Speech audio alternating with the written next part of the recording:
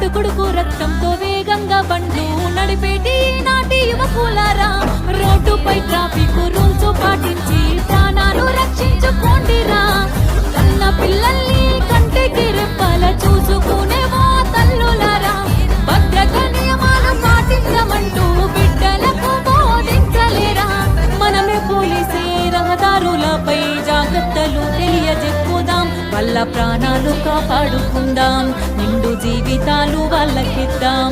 వాళ్ళ ప్రాణాలు కాపాడుకుందాం, నిండు జీవితాలు వాళ్ళకిద్దాం.